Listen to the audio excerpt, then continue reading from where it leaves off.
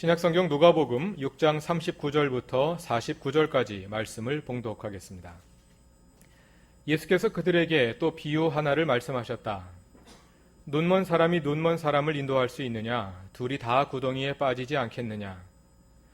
제자는 스승보다 높지 않다. 그러나 누구든지 다 배우고 나면 자기의 스승과 같이 될 것이다. 어찌하여 너는 남의 눈 속에 있는 티는 보면서 내 눈 속에 있는 들보는 깨닫지 못하느냐? 너는 내 눈 속에 있는 들보를 보지 못하면서 어떻게 남에게 친구야, 내가 내 눈 속에 있는 티를 빼내줄 테니 가만히 있어라 하고 말할 수 있겠느냐?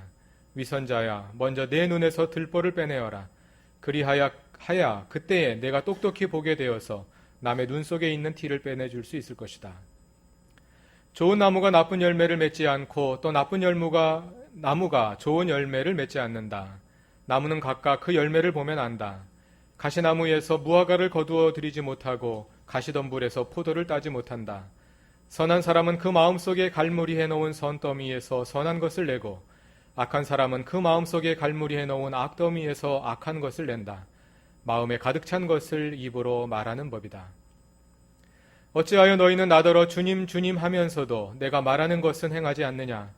내게 와서 내 말을 듣고 그대로 행하는 사람이 어떤 사람과 같은지를 너희에게 보여주겠다. 그는 땅을 깊이 파고 반석 위에다 기초를 놓고 집을 지은 사람과 같다. 홍수가 나서 물살이 그 집에 들이쳐도 그 집은 흔들리지 않는다. 잘 지은 집이기 때문이다. 그러나 내 말을 듣고서도 그대로 행하지 않는 사람은 기초 없이 맨 흙 위에다가 집을 지은 사람과 같다. 물살이 그 집에 들이치니 그 집은 곧 무너져 버렸고 그 집의 무너짐이 엄청났다. 아멘. 이것은 하나님의 말씀입니다. 오늘 읽은 누가복음 6장 39절부터 49절 말씀은 꽤 깁니다마는 하나의 큰 따옴표 안에 들어있습니다. 39절을 읽어보면 예수께서 그들에게 또 비유 하나를 말씀하셨다. 이렇게 설명한 후에 예수님이 말씀하신 그 내용을 49절까지 담아 놓았습니다. 하나로 이어지는 내용입니다. 그래서 좀 깁니다마는 전체 본문을 가지고 하나님 말씀을 묵상하고자 합니다. 39절의 지문에 의하면 이 말씀 전체가 하나의 비유다 이렇게 말합니다. 그런데 오늘 본문을 자세히 살펴보면 여기에는 한 이야기만 담겨 있는 것이 아니라 어찌 보면 서로 긴밀한 연관성을 찾기 어려워 보이는 뿔뿔이 흩어져 있는 듯이 보이는 여러 개의 말씀들이 함께 담겨 있습니다. 먼저 39절 후반부를 보면 눈먼 사람이 눈먼 사람을 인도할 수 있느냐? 둘이 다 구덩이에 빠지지 않겠느냐? 하면서 눈먼 사람 이야기를 하더니 40절에 가서는 제자는 스승보다 높지 않다. 그러나 누구든지 다 배우고 나면 자기의 스승과 같이 될 것이다. 하면서 스승과 제자 이야기를 합니다. 그리고 나서 41절과 42절에는 남의 눈에 티를 보지 말고 내 눈에 들보를 보라. 또 43절부터 45절에는 나무와 열매에 관한 이야기가 나오고 또 46절부터 49절까지는 반석 위에 집을 지은 사람과 맨 흙 위에 집을 지은 사람의 이야기가 비교되어서 나오고 있습니다. 별로 관계가 없어 보이는 듯한 여러 개의 말씀들이 담겨 있는데 이것이 하나의 비유다 이렇게 말씀하시는 것입니다. 이 모든 말씀들의 공통점은 비유 언어를 사용하고 있다는 것입니다. 그래서 이 말씀들은 얼핏 보면 여러 개인 것 같지만 사실은 전체가 하나로 연결된 그런 하나의 메시지를 전달하고 있는 것입니다. 그래서 39절은 이 비유가 하나의 비유다 이렇게 말하는 것입니다. 오늘 본문은 전체가 하나의 비유이기 때문에 유비적인 상상력을 동원해서 읽어볼 필요가 있습니다. 비유는 문자적으로 해석하면 안 됩니다. 성경에 예수께서 너희는 세상의 소금이다 이렇게 말씀하셨는데 그 말이 우리 몸이 소금이라는 뜻이 아닙니다.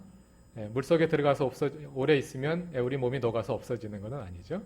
그렇게 읽는 사람은 없을 것입니다. 비유는 비유로 읽어야 합니다.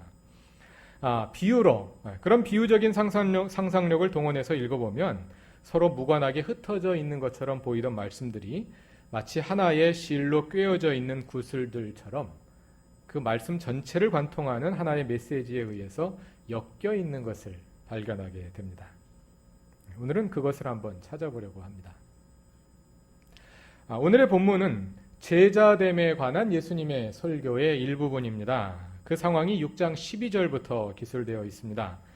예수께서 제자들을 부르신 후에 제자들과 많은 백성들이 큰 무리를 지어 모여 있는 가운데 예수께서 제자됨에 관해 설교하십니다. 그 설교가 20절부터 시작되어서 38절까지가 하나의 단락을 이루고 또 39절부터 끝까지 또 하나의 단락을 이룹니다. 그래서 예수님의 제자됨에 관한 설교가 크게 두 개의 단락으로 이루어져 있습니다. 그 가운데 두 번째 단락이 오늘의 본문입니다. 39절에서 예수님은 제자들을 향하여 눈먼 사람이 눈먼 사람을 인도할 수 있느냐 이렇게 물으십니다. 이 질문을 통해서 예수님은 그의 제자들이 장차 다른 사람들을 인도할 사람, 즉 스승이 될 것을 내다보고 계십니다. 너희가 후에 남을 인도하려면 먼저 눈먼 사람의 상태에서 벗어나서 눈을 떠라. 이런 말씀입니다. 그러니까 이 비유의 메시지는 눈을 떠라. 이 메시지라고 할 수 있겠습니다. 이 말씀은 또한 그 당시 현실에 대한 비판이기도 합니다. 우리가 그동안 함께 살펴본 5장과 6장 앞부분에 보면 바리새인들과 율법 교사들이 정결법에 울타리를 쳐놓고 백성들을 정죄하고 차별하는 것을 볼 수 있습니다.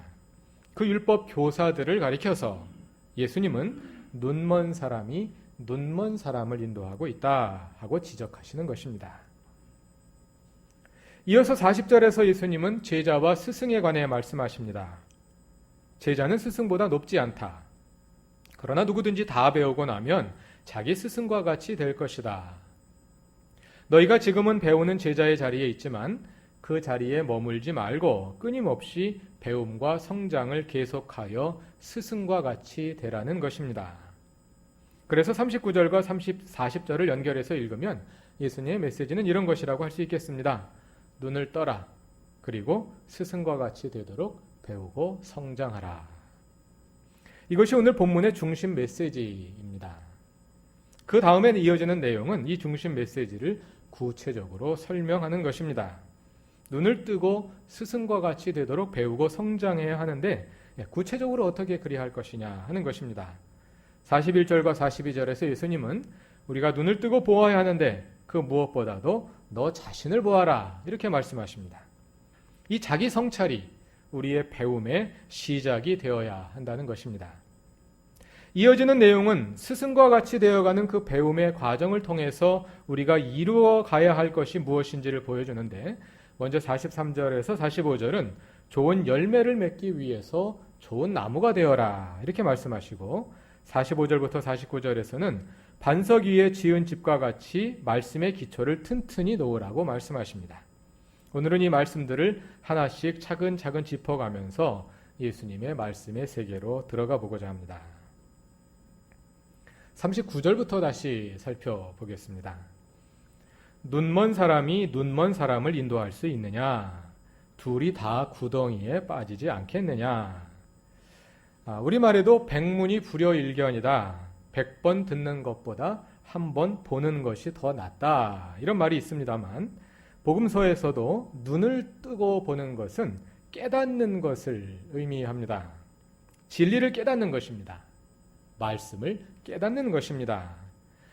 이렇게 눈을 뜨는 것이 깨달음을 상징적으로 의미하는 그런 이야기들을 여러 군데에서 찾아볼 수 있는데요. 예를 들어서 마가복음 8장 21절 이하에 보면 벳세다의 시각장애인이 시력을 뜨는 이야기가 나옵니다. 이 이야기가 바로 앞에 81절을 보면 깨닫지 못하는 제자들을 바라보면서 말씀하시거든요. 눈을 뜨는 것은 깨달음을 의미합니다. 또 마가복음 10장 46절 이하에 보면 여리고의 시각장애인이자 거린이었던 바디메오가 눈을 뜨는 사건이 역시 깨달음을 의미하는 상징적인 사건으로 나오고 있습니다. 그런데 누가복음에는 이것과는 조금 다른 방식으로 깨달음을 눈이 열리는 것으로 기술하고 있는 본문들을 볼 수가 있습니다. 누가복음 24장입니다. 한번 찾아가 보겠습니다. 누가복음 24장 13절을 찾아보겠습니다.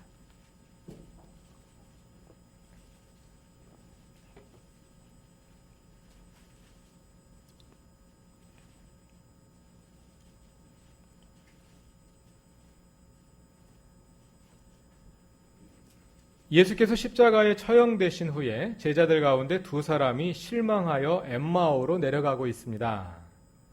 그들이 걸어가며 대화하고 있는데 부활하신 예수께서 그들 가까이 가서 함께 걸으십니다. 그러나 그들은 예수를 알아보지 못합니다.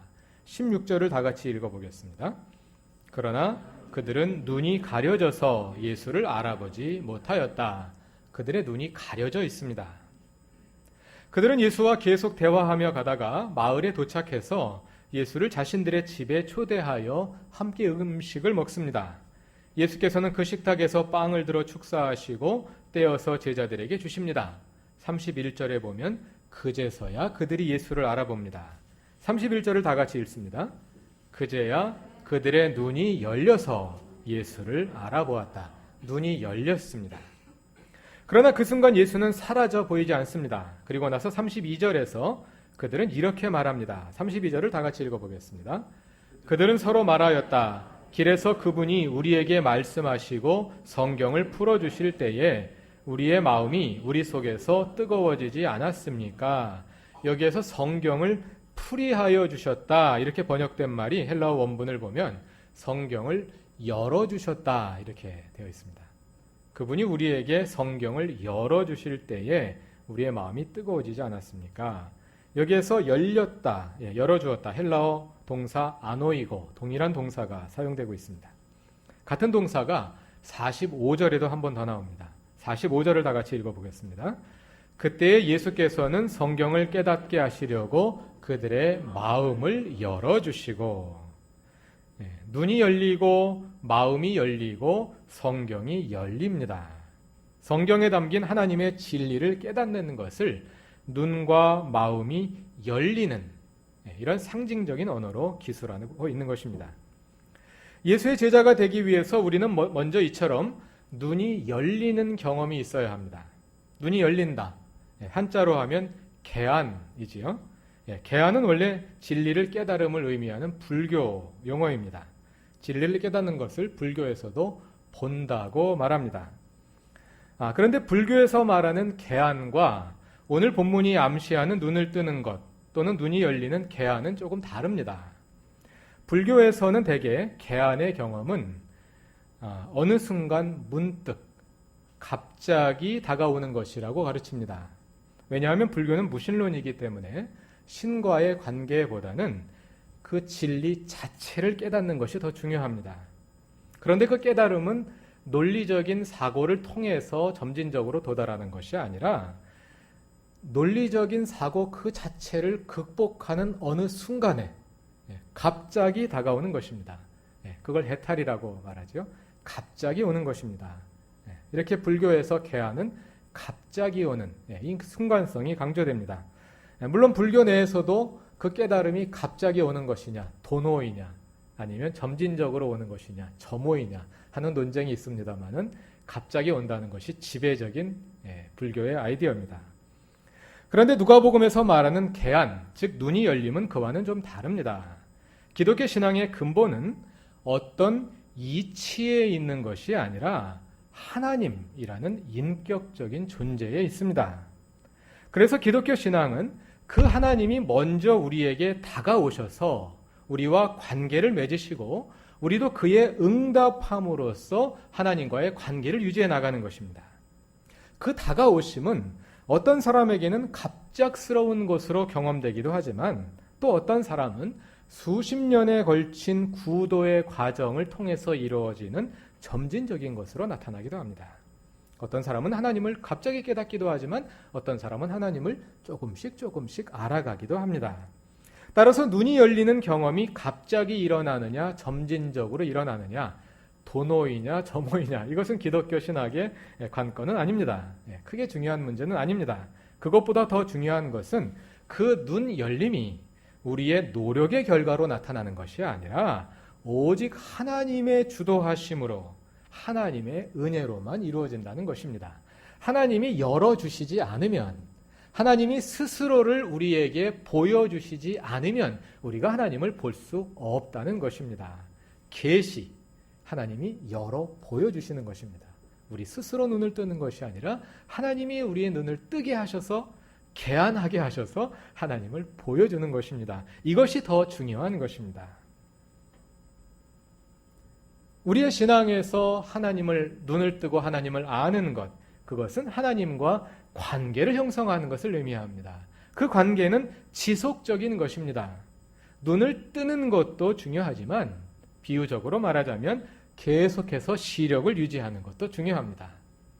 따라서 눈먼 사람이 눈먼 사람을 인도할 수 없다는 39절 말씀은 하나님을 보고 또 하나님과 관계를 맺고 그 관계를 끊임없이 유지하는 사람만이 진정으로 다른 사람의 인도자가 될 수 있다. 그런 말씀입니다. 하나님의 은혜로 말미암아 시작된 우리와 하나님의 관계는 지속적으로 성숙되어 가야 합니다. 이어지는 40절에서 예수님은 그것을 구체적으로 스승과 제자의 관계에 빗대어서 가르쳐 주십니다. 제자는 스승보다 높지 않다. 그러나 누구든지 다 배우고 나면 자기의 스승과 같이 될 것이다. 제자로서 우리는 배우기에 힘써야 합니다. 그 목표는 스승 예수처럼 되는 것입니다. 에베소서 4장 13절에서 말하는 것처럼 그리스도의 장성한 분량이 이르기까지, 그리스도의 충만하심의 경지에 이르기까지 더욱 온전한 사람으로 성숙해 가는 것입니다. 그것은 생각의 변화이고 행동의 변화이고 무엇보다도 우리의 품성이 변화해가는 과정입니다. 그런 변화는 결코 어느 한순간에 완성되지 않습니다. 1, 2년에 되는 것도 아니고 1, 20년에 되는 것도 아니고 평생을 통해 이루어 나아가야 할 그러한 과정입니다. 41절부터 이어지는 말씀은 그러한 배움과 성숙의 과정에서 우리가 유념해야 할 몇 가지 원칙들을 제시하고 있습니다. 먼저 41절과 42절 말씀을 다 같이 읽어보겠습니다. 누가복음 6장 41절과 42절입니다. 어찌하여 너는 남의 눈 속에 있는 티는 보면서 내 눈 속에 있는 들보는 깨닫지 못하느냐? 너는 내 눈 속에 있는 들보를 보지 못하면서 어떻게 남에게 친구야 내가 내 눈 속에 있는 티를 빼내줄 테니 가만히 있어라 하고 말할 수 있겠느냐? 위선자야 먼저 내 눈에서 들보를 빼내어라. 그리해야 그때에 내가 똑똑히 보게 되어서 남의 눈 속에 있는 티를 빼내줄 수 있을 것이다. 다른 사람 보지 말고 너 자신을 보아라. 이런 말씀입니다.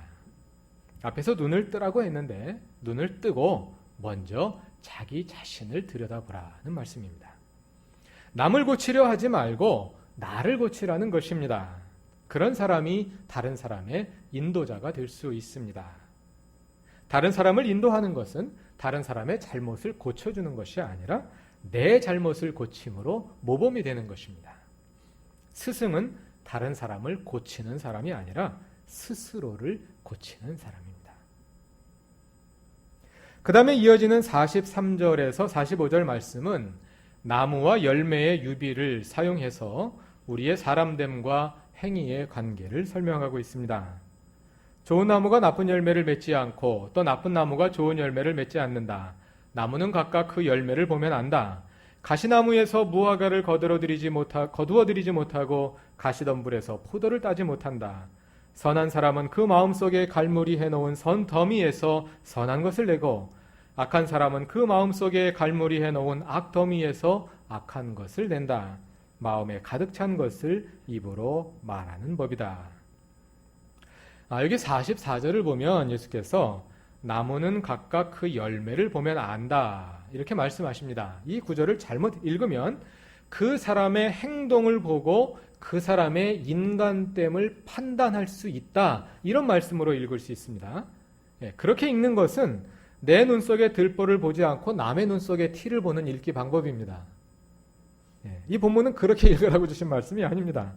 예수님께서 이 말씀하시는 것은 다른 사람의 인간됨을 판단하는 기준을 제공하려는 것이 아니라 앞에서 너희가 스승처럼 되도록 배우고 성숙해 가라 이렇게 말씀하신 다음에 우리가 어떻게 배움을 통해 스승과 같은 모습으로 성숙할 수 있는가, 우리가 어떻게 좋은 열매를 맺을 수 있을까 하는 그 질문에 대한 답으로 주신 것입니다. 좋은 열매를 맺기 원하느냐? 그러면 좋은 나무가 되어라. 이것이 이 비유의 메시지입니다. 좋은 나무가 되기 위해 우리는 어떻게 해야 합니까? 좋은 열매를 맺기 위해서는 좋은 나무가 되어라. 이렇게 말씀하시는데, 그럼 좋은 나무가 되는 것은 어떻게 하는 것입니까? 45절 말씀이 그 답입니다.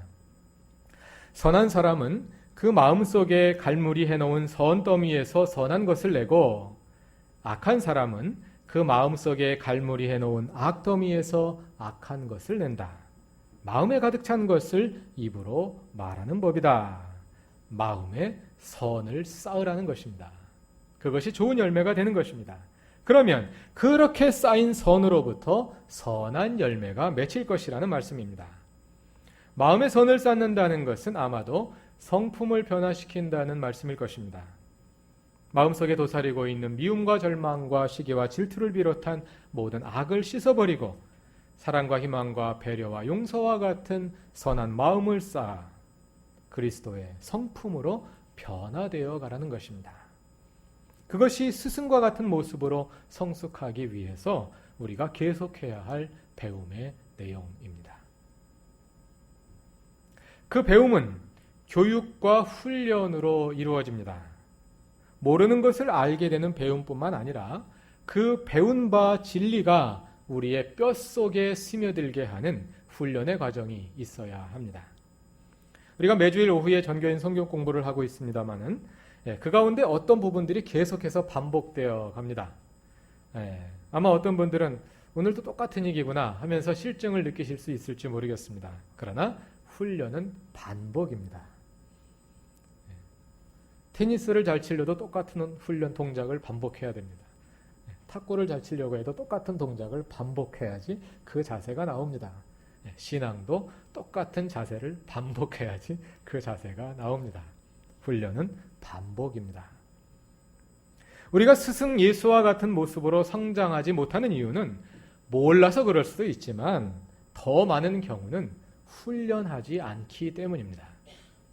우리의 성품은 많이 알고 생각을 바꾼다고 해서 성품이 달라지지 않습니다.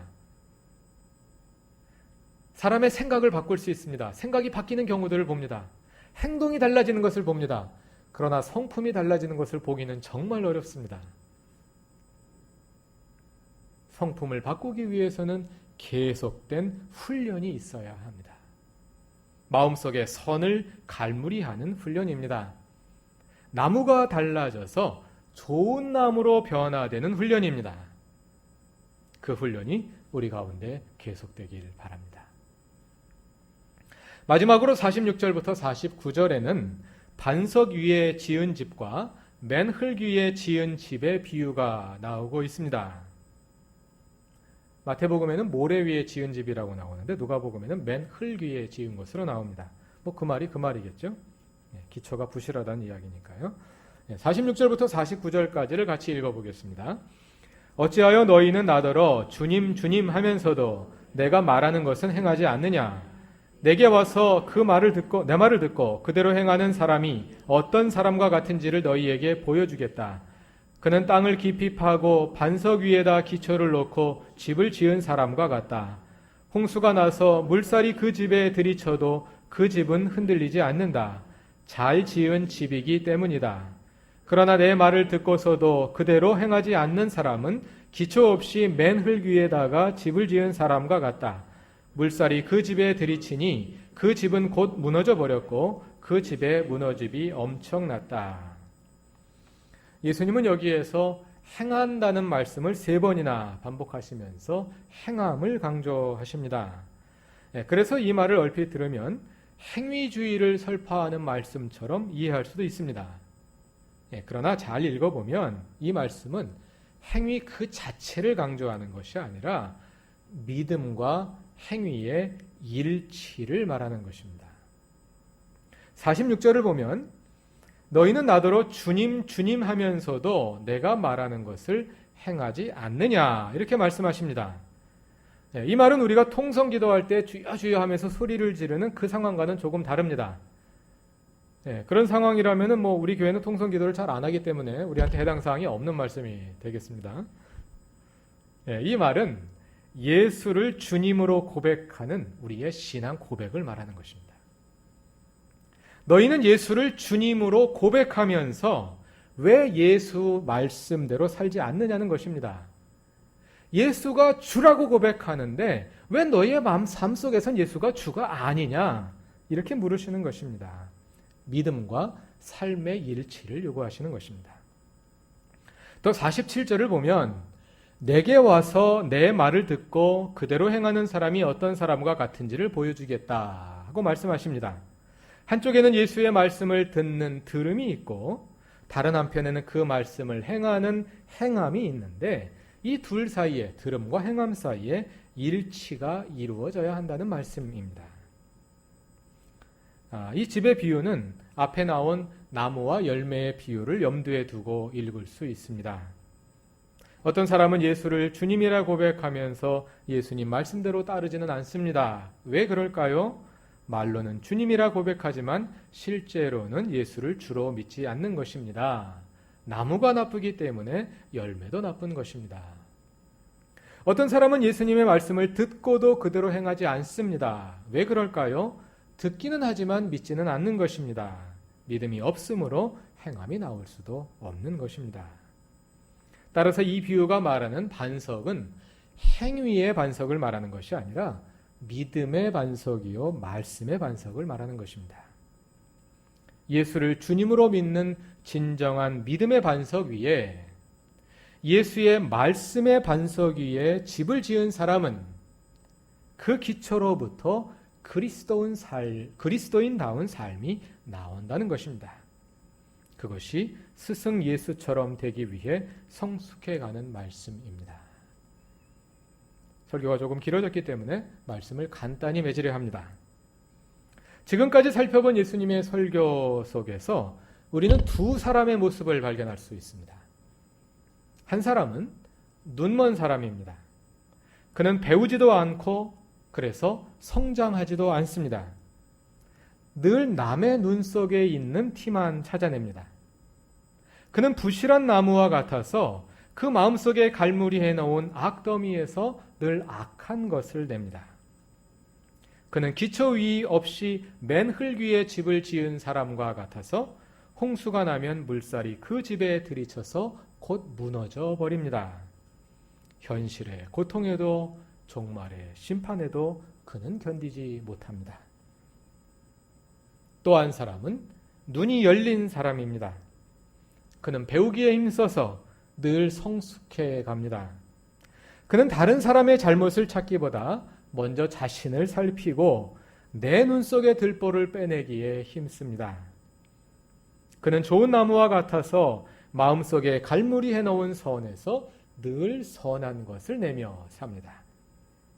그는 반석 위에 집을 지은 사람과 같아서 믿음의 기초 위에, 말씀의 기초 위에 그의 삶을 세웁니다.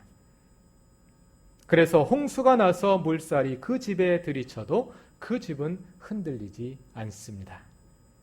현실의 고통이 다가와도 그의 삶이 견고하여 움직이지 않으며 종말의 심판에도 아무런 영향을 받지 않습니다.